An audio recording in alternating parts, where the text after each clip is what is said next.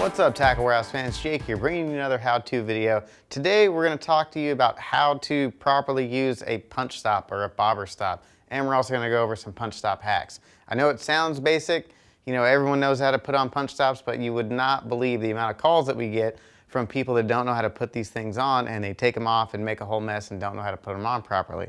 So the first thing you're going to want to do is make sure you have the correct size bobber stop or punch stop.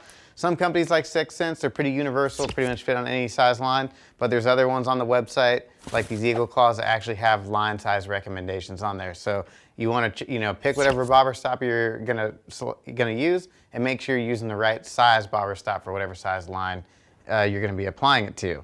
All right, the next step, you're gonna take your bobber stops, and you're gonna see that there's a little looped end in the wire that they're connected to. And that is what you're going to feed your line through. So you're going to put your line through the loop. That's all you got to do. And then simply slide the bobber stop onto your line. It's as simple as that.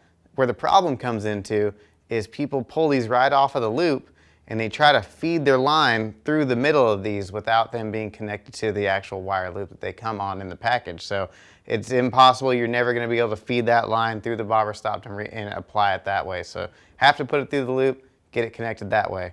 All right, next up, we're going to go over a few hacks and things that you can do with bobber stops, kind of some things that all of us in the office utilize them for that other anglers might not think about that much. So one is this little Finesse Carolina rig. So instead of using a swivel, you can just use a bobber stop, especially on these little finesse guys, and that eliminates 2 of the knots in the whole Carolina rig. So if you're in a pinch, just want to make a quick little Finesse Carolina rig, you can use a bobber stop, make yourself a little Carolina rig without having to use a swivel or extra knots.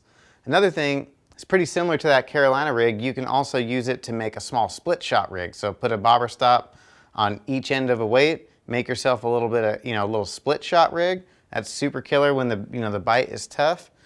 Next one is if you are using a Carolina rig, but you're not going to use a bead or any kind of a clacker.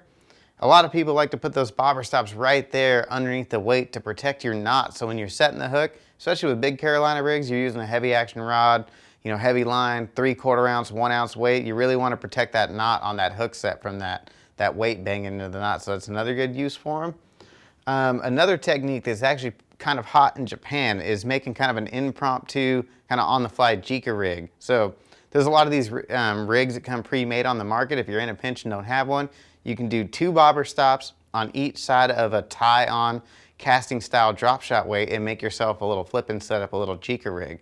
So that's super effective. The other thing you can do, kind of similar to that, is using a bobber stop on each side of a swivel with a blade and making an inline spinner. So this is another technique that's gaining a lot of popularity in Japan with little swim baits and swim jigs and things like that. So you have that little spinner up above your bait. It looks like your bait is chasing something.